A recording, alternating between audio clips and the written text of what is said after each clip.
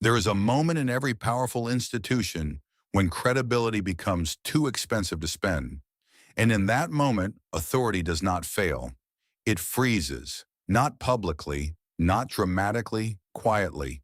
Meetings continue. Statements are drafted. Advisors recalibrate language. Risk committees assemble. But something changes beneath the surface.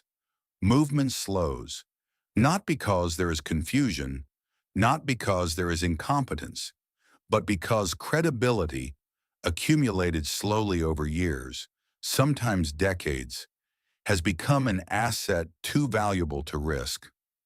And when an institution begins protecting its credibility more aggressively than its mandate, it enters a different operating mode, a preservation mode. This is not dysfunction, it is not panic, it is self-defense. And self-defense inside large systems rarely looks dramatic. It looks procedural, it looks responsible, it looks disciplined. But beneath the discipline lies hesitation. And hesitation, repeated often enough, becomes structural inertia. That is the freeze. Credibility is earned slowly. It is built through consistency, through restraint, through predictability, through honoring commitments and maintaining institutional tone. Over time, credibility signals something powerful: reliability, continuity, stability in volatile environments. That stability attracts trust. Trust attracts influence. Influence expands authority. But here's the paradox.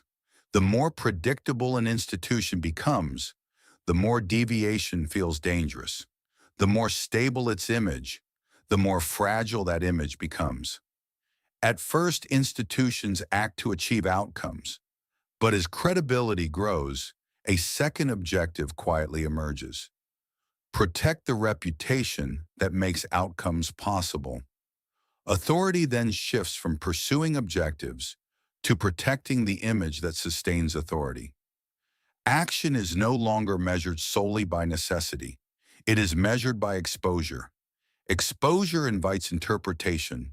Interpretation invites scrutiny. Scrutiny invites reputational risk. And reputational risk threatens accumulated trust. So movement becomes selective, then cautious, then delayed. Not because leaders lack clarity, not because analysis is incomplete, but because they are guarding something intangible and powerful. They are guarding institutional memory. They are guarding precedent. They are guarding the narrative that says, we are steady, and once that narrative hardens, breaking it becomes expensive. Institutional inertia does not arrive as refusal.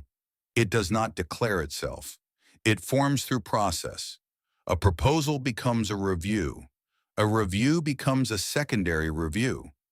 A secondary review requires cross-departmental alignment. Alignment triggers risk modeling. Risk modeling generates scenario mapping. Scenario mapping produces conditional statements. Each step is rational, each step defensible, each step necessary in isolation, but together they create friction. Large institutions are not designed to accelerate. They are designed to prevent reputational error. And preventing error is rarely fast. In high-authority environments, error is not merely operational. It is symbolic. One misstep can contradict years of disciplined messaging. One deviation can undermine carefully constructed credibility. So systems evolve safeguards, layers, checks, reputational buffers. Over time, these buffers do not merely protect action. They begin to slow it, and the slowdown is rarely visible at first. It appears as prudence, as due diligence, as responsibility, but internally timelines stretch, energy dissipates, momentum stalls, not because people resist progress, but because the system resists visible risk. Inertia is not laziness. It is institutionalized caution. Here's the structural pivot. Credibility protects authority, but it also narrows optionality. The stronger the institution's reputation, the more it must behave consistently with its past. Deviation creates shock. Shock creates scrutiny. Scrutiny threatens trust. Trust sustains influence. Influence sustains authority. So institutions choose stability over speed. And in stable environments, that works. In stable environments, continuity builds confidence. In predictable conditions, incremental change reinforces legitimacy. But volatility changes the equation.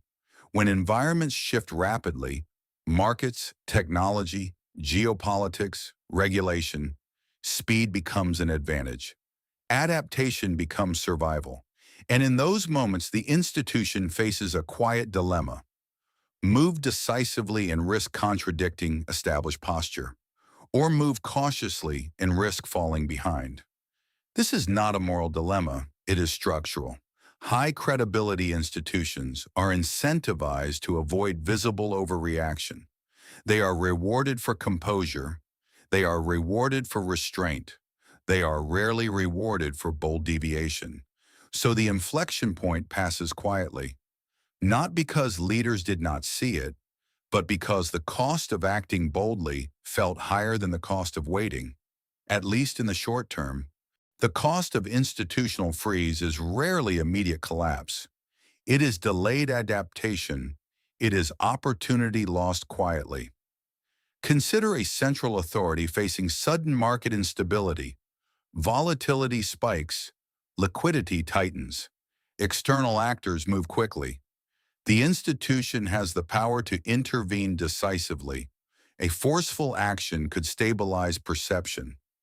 But decisive intervention could also signal alarm. It could suggest that the situation is more severe than previously communicated.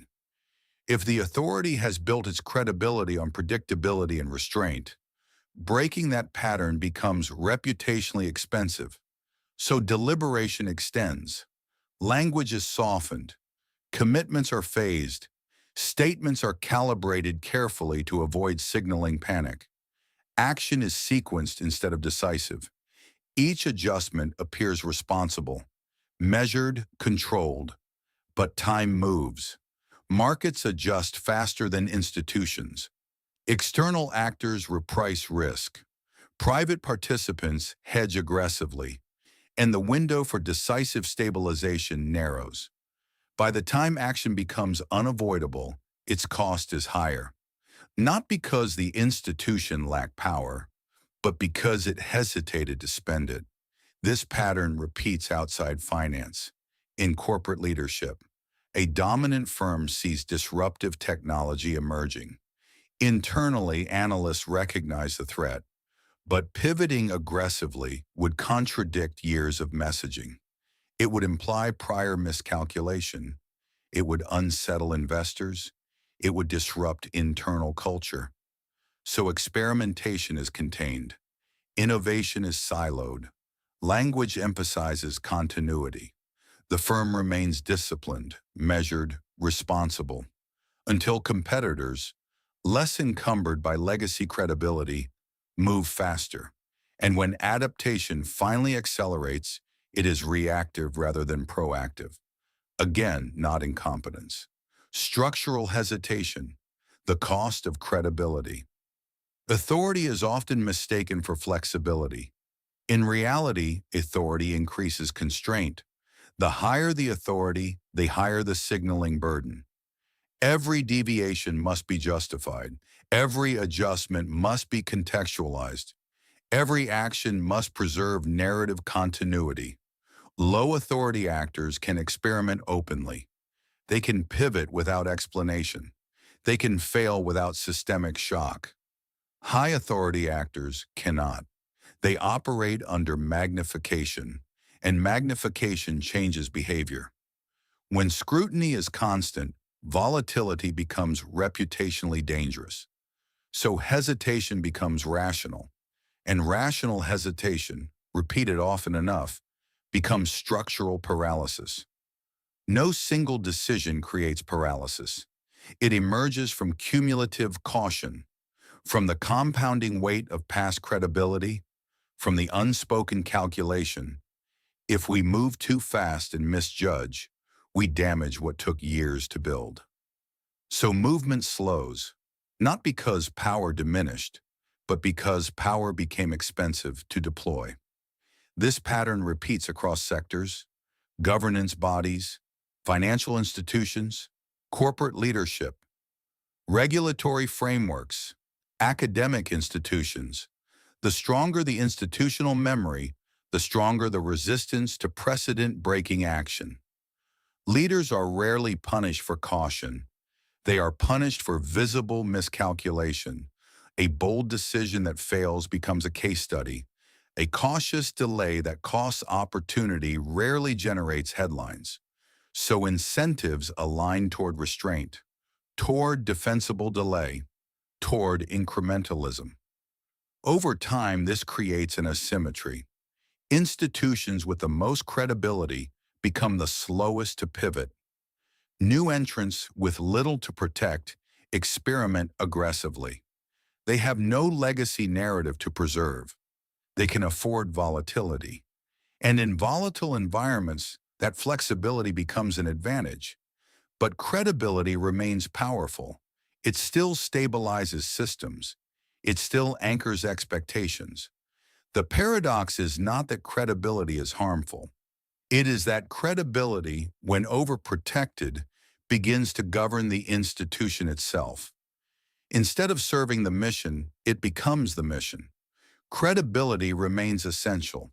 Without trust, authority collapses. Without continuity, influence erodes. But when credibility becomes too valuable to risk, it begins to dictate behavior. It narrows optionality. It constrains deviation. It slows decisive action. The paradox is simple. The stronger the authority, the harder it becomes to pivot. And in certain moments, the most expensive decision an institution can make is restraint. Not because it lacked power, not because it lacked clarity, but because it could not risk spending credibility.